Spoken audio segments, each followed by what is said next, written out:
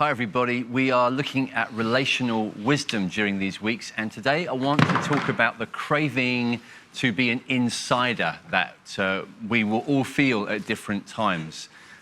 We sometimes call it cliquiness, cliques, being on the inside track and not being an outsider. The desire to be an insider is a huge drive, and there's lots to learn about this, lots to watch out for, lots the Bible has to say. The place I want to come from in the Bible today, touching on this theme, is the book of Ruth in the Old Testament. And just to give you some background to the story before we read our passage, this is about a Moabitess, a woman from a different background, a different tribe, a different nation, who comes in to the very tight-knit, close community of Bethlehem. And you've heard of Bethlehem, you've heard of Christmas. This is a long time before Christmas, but she's really an outsider, a foreigner, in fact. And the way in which she would get treated is very different to the way she becomes treated because of a particular person.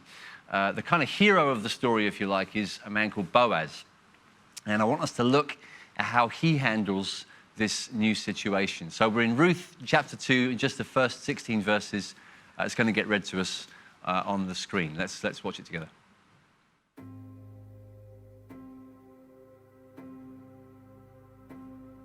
Now Naomi had a relative of her husband's, a worthy man of the clan of Elimelech, whose name was Boaz.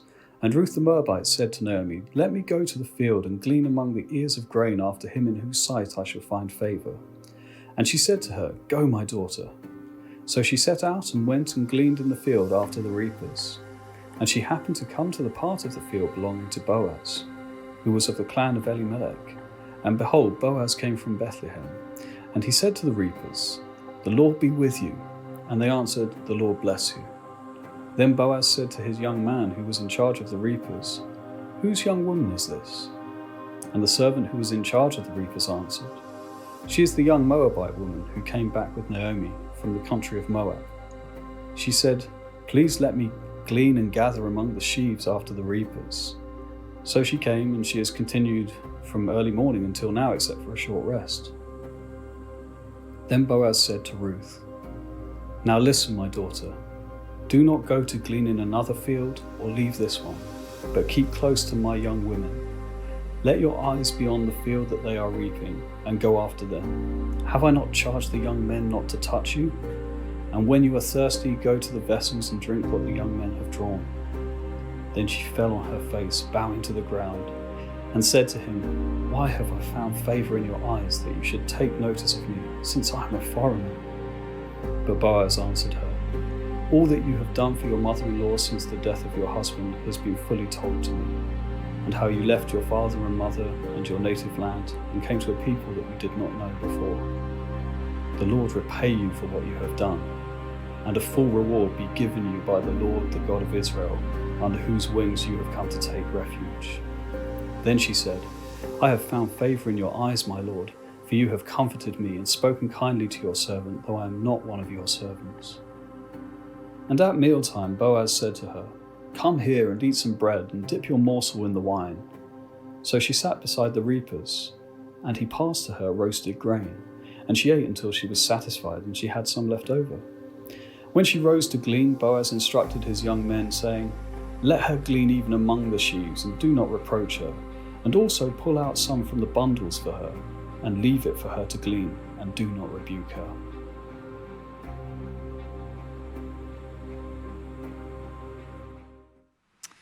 It's very painful to feel like an outsider.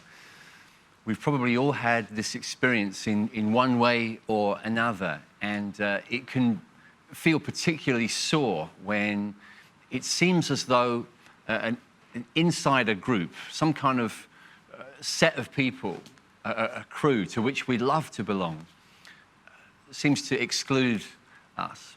And we have to deal with the emotional challenge of that, whether or not it is intended by the group of people. It's worth considering the reality that it won't always be intended, even when it feels like it. Very often, a group of people will give an impression without any spite that you or I are not really part of their party. And it can actually be something that's mainly in our own minds, this whole issue of, oh, why are they excluding me? Why are they deliberately keeping me out?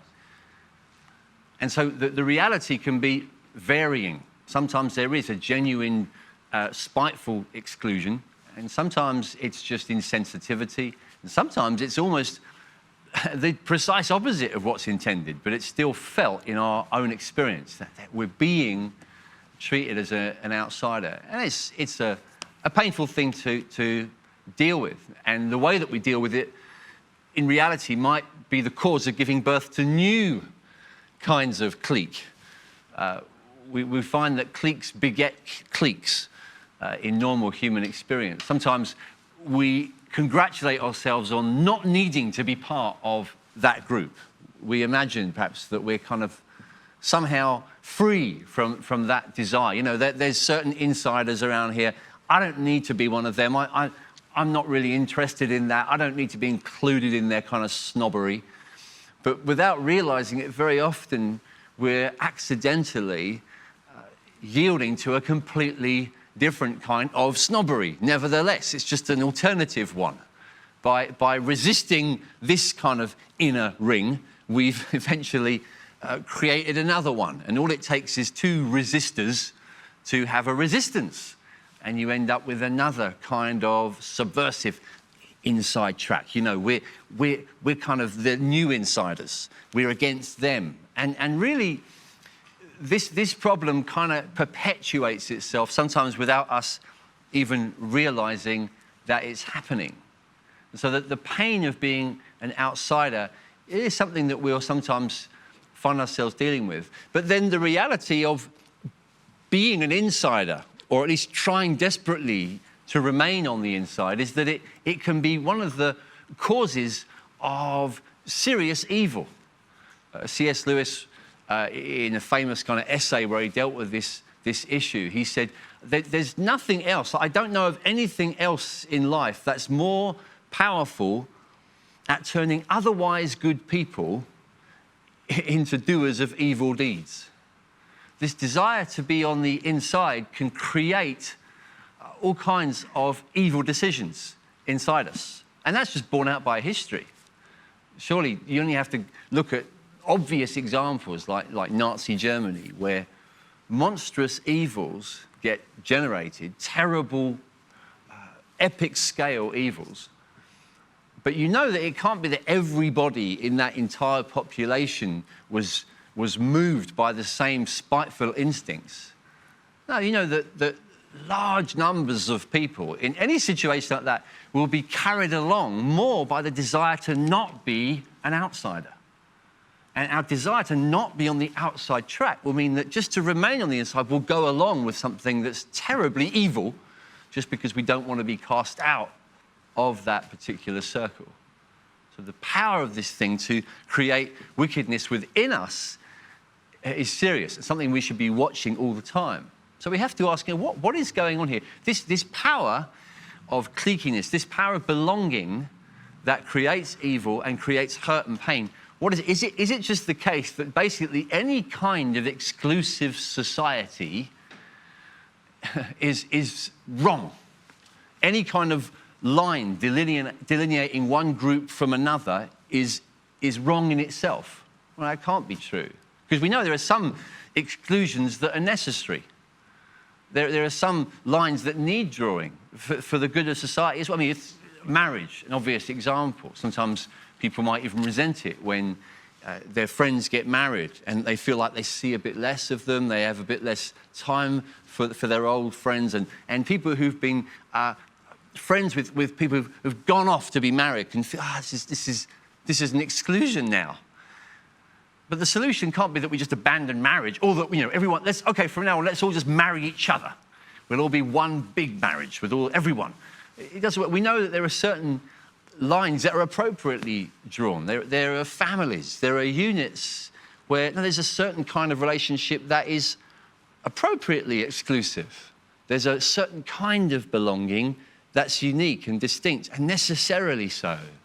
I don't think we can say that the problem is groups themselves. Grouping up isn't necessarily the problem. Even close friendships aren't necessarily the problem. Close friendships are a gift from God, something to celebrate, something to even pursue and aim to achieve.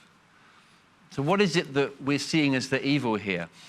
I think that it's much more to do with the disposition of the heart. It's to do with the craving, the desire that you and I can feel turned by to put our belonging to a certain group above everything else, to make it the primary thing, to make it the goal of our lives, and therefore to make it something that emotionally takes over. It becomes kind of disproportionate, out of whack. It's like, why is this thing controlling my emotions in the way it does? When that happens, it means it's not so much that there is such a, it's not the fact that there are groups, it's the fact that my heart so craves to be part of it, or my heart craves my position within it, and will stop at nothing to remain safe within my position in this group. It is everything to me. And we see a lot in the Bible about this kind of desire that's called by the Apostle Paul in Ephesians chapter 4, evil desires. In John's letter, in the first epistle of John, he talks about the boastful pride of life. Desires, the world and its desires, he said, which will pass away. There's certain kinds of longings and yearnings that so preoccupy us that they create jealousy.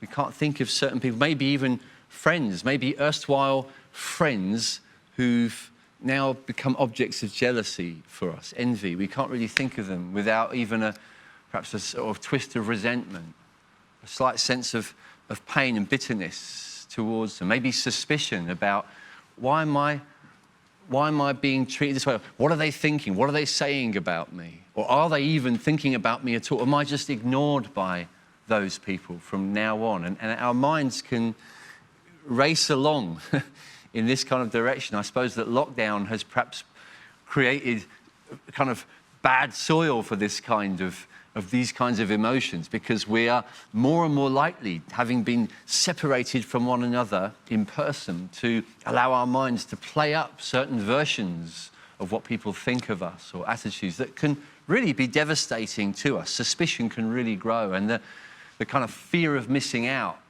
can be a controlling fear, something that pushes us towards decisions that we wouldn't ordinarily make, maybe even pushes us towards sacrificial decisions, where we're prepared to put things that we know we shouldn't put on the altar.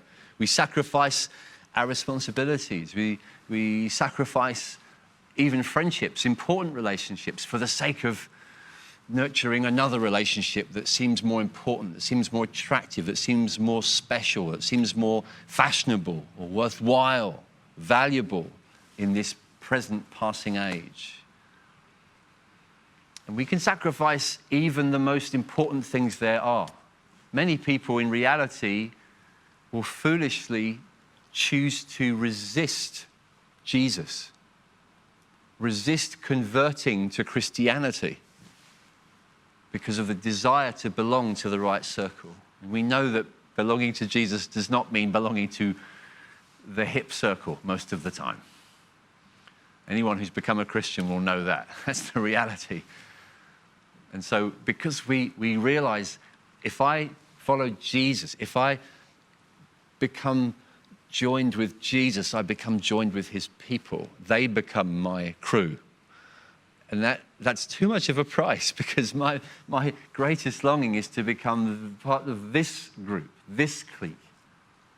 And we're prepared to make the biggest spiritual, the most eternal decision on the basis of whether it helps us to connect with the world and its passing desires and vanities.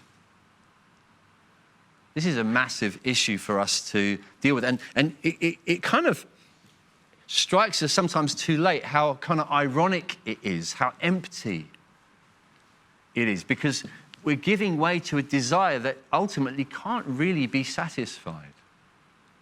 The strange thing about wanting to be an insider is that you never actually achieve it. You will never really feel like that you've made it. I've known this from even experience. I had the opportunity over the years of being involved in huge events with thousands of people gathered for a week. And I've actually been the leader of those events. I've been the person who you would expect to be most at the heart, the inner core.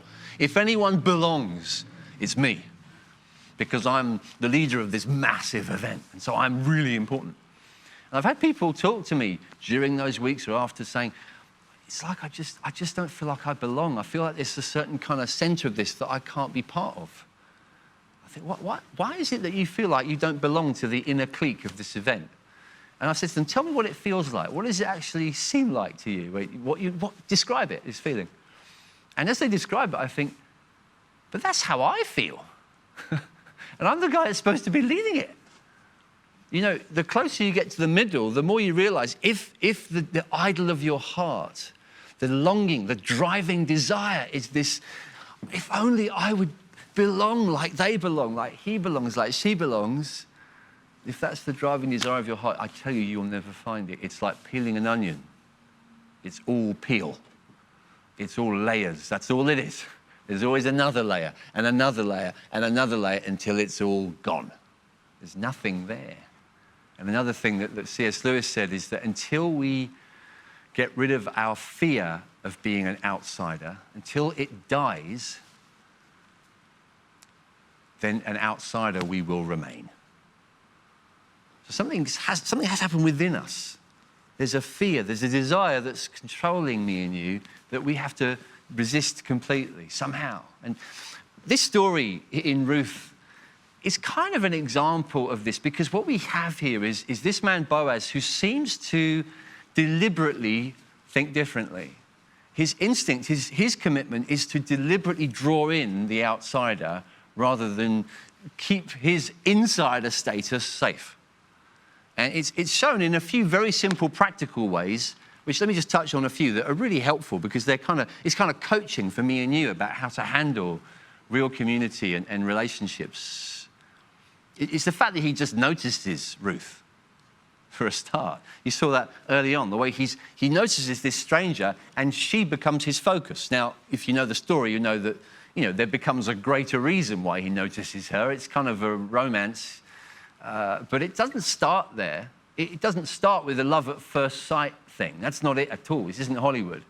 He notices her because, well, she's new. She's an outsider, and he's concerned for the outsider. He also starts to discover things about her that make her quite a special person. Despite the fact that she doesn't belong to the tribe, she doesn't belong to the crew, he thinks of her and thinks about things that make her unique and special. He starts to notice qualities. He starts to notice inner beauty, things about her that really are remarkable. He takes the time to consider, what's she like? What's she driven by? What kind of a story has she got?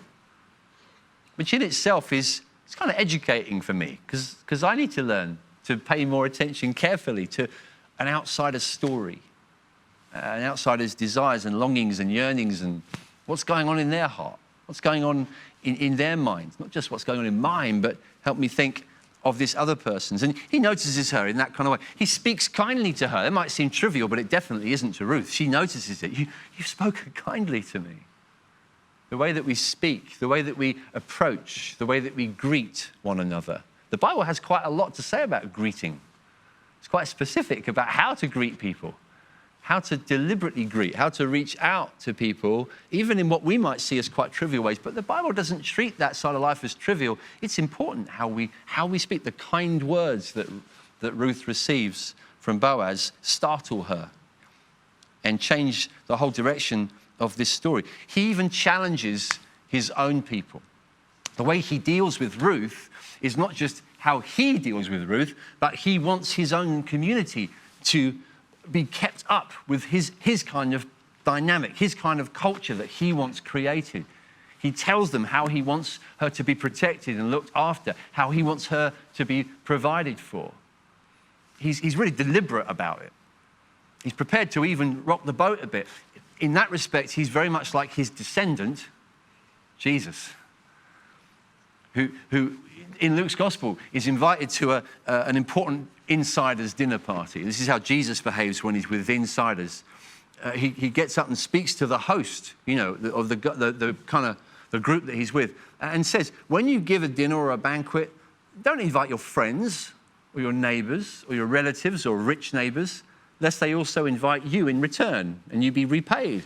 But when you give a feast, invite the poor, the crippled, the lame, the blind, and you'll be blessed because they can't repay you, for you'll be repaid at the resurrection of the just. Jesus is breaking in with a completely different set of priorities to this group who gather people to make them feel important. Jesus says that it's passing away. This world's going to pass away. There's a resurrection to come where we'll see what's important to God. And Boaz is operating in the same spirit in this story 1,000 years before. So his deliberate decision to include, to work amongst his people, to include. There's a shrewdness about it, though. I noticed that Boaz doesn't resort to just whining at his people. And that's an easy one to fall into. When we notice cliquiness, which we do notice, and churches are churches are full of cliquiness, let's be real.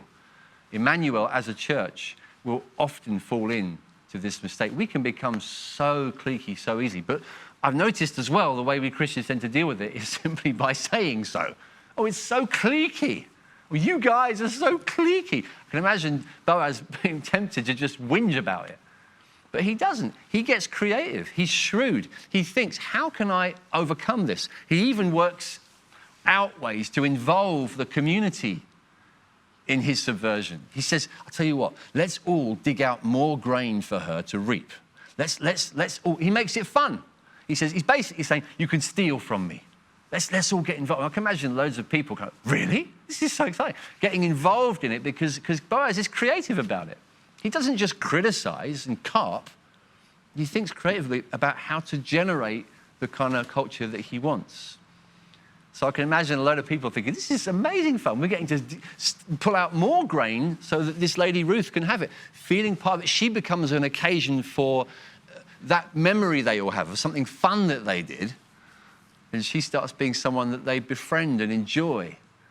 Boaz, in a way, he's trying to get himself off the perch. He's not saying it's all about me and how heroic I am in my strong declaiming of cliquiness. No, he's working much more wisely than that. He knows it's not all about him anyway. If we want to create a kind of church environment where people feel loved, we've got to give up being the hero of that ourselves. I encourage you to give money away secretly, for example. Just do it. Give loads of money away to someone in the church completely secretly. And that'll test you. That'll stretch you. You will think the next time you see them, they're going to be really nice to you and then ignore you. They won't even notice it was you and they'll just treat you rudely. And you'll just think, oh, I can't believe it. I thought I was... And you realize, no, it's not about me. It's about the church. It's about the church being shown to be a community that loves outsiders, whether or not I get to be the hero of the story. And Boaz shows that kind of mature attitude here. And he does it maturely, he does it insistently, he does it so well. I don't think he expects immediate gratification from it. He doesn't know that the story's going to end up with a wedding. He doesn't know that at this stage. He's just wonderfully got an eternal perspective.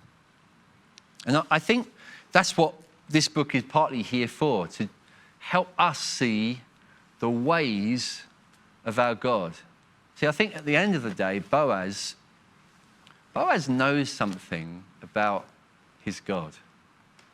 The whole tribe, all the people in Bethlehem, they know that they're supposed to look out for newcomers, sojourners, as the Bible calls them, just it's a word for foreigner. They're meant to deliberately care for foreigners who are poor to make sure that there's enough food for them.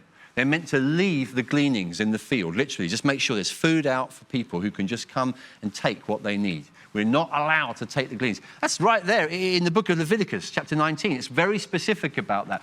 But I get the feeling that the people in Bethlehem have been keeping that rule rather begrudgingly. Do you notice that? The way Boaz has to speak to them. Let her glean, even among the sheaves. Do not reproach her. Pull out some of the bundles for her. Leave it for her to glean, and do not rebuke her. Why did he have to say that? Probably, because the atmosphere in Bethlehem is not exactly sweetness and light about Ruth. The atmosphere is more resentful. It says in Leviticus, it says a lot of things in Leviticus. It's a weird book. All right, if we have to, we will put some grain out for this Moabitess. We'll do that if we have to. But you know, you can do the rules with that kind of heart. Have you noticed? You can love your neighbor. But that's not Boaz. Boaz is perhaps he's read a bit deeper. You go back to the book of Exodus where you get something about why God says this kind of thing. Look at Exodus chapter 23. You shall not oppress a sojourner because you know the heart of a sojourner. You were sojourners in the land of Egypt. Why do we care for outsiders? Because we're outsiders, right? It's the whole thing. That's the whole story. It's like Paul says in the book of Romans in the New Testament, welcome one another as Christ has welcomed you. It's like God just wants us to be reminded. Do you remember who you were? Remember who you are. Outsiders. I've called you, I've welcomed you, I've drawn you in, but that's the only reason you're on the inside with me is because I reached out to you and welcomed you. And man, are you on the inside track. You have a place with me. In my Father's house, there's a place for me, Jesus said. And he shares it with us. He welcomes us into that level of true belonging. I think Boaz understands something about this. He understands the ways of his God. Doesn't just understand the rules. Yeah, we really ought to look out for newcomers. Yeah, we know. Anyone can say that. They say that everywhere. We know, we're told in primary school, be nice to strangers, be kind to your neighbor. Fair enough. There's no power in that. Have you noticed? The rules don't change your heart. What changes your heart is when you get to know the God and Father of our Lord Jesus Christ, who though he was the archetypal insider, he was the utter insider. He became an outsider in order to welcome us inside. And surely this means everything to us. You look at the way he was in the stories in the Gospels. Look at the way he was with people who were on the fringe, people who were marginalized. He would deliberately sometimes bring them right in with his disciples, deliberately draw attention, deliberately refer to them as friends, deliberately refer to them as family. When he was going to heal the daughter of an important man in one town whose daughter had been sick to the point of dying, he noticed another utter outsider, an ignored old woman, stooped over with an issue of blood. And when she reached out to be healed, he stopped everyone. Who touched me? Who is that? Who's that? This poor lady, she's terrified. She's going to get told off. Jesus brings her in. Do you know what he calls her? Daughter. Daughter. Just like Boaz talking to Ruth. Daughter. There's a place for you here. I recognize you. You're my daughter. I know there's this man's daughter that we need to go and pray for. But you're my daughter. This is who you are. If you know Jesus, you've been called son, daughter by the living God. You've been drawn in completely against what you deserve, what I deserve. You know it's scandalous, right? That we should be called sons and daughters. But that's just what we are. So it gives us a different perspective. We're not just keeping rules. We're saying, God, I'm looking to know this Jesus more. I love the love he's shown me. I want to extend it to others. I want to enjoy the reward that he promises. I want to expect more and more and know more and more of his kindness, his patience, and his love towards me. And so I'm glad to share it with other people. And you know what? This wicked, passing desire, this evil desire to belong so that others don't belong, this desire to be in the inner ring that will drive me to all kinds of wrong decisions, I just see it for what it is. I see it for what it is. The boastful pride of life, it's passing away. It's passing away. There's a belonging that will last forever and ever. I'm safe in that communion. I'm safe in that society, that group. And so I want to welcome other outsiders into it. Let's pray. Father, we thank you for showing us more of your ways in this story. And I pray that you would help us to live more out of the confidence and wonder of having been included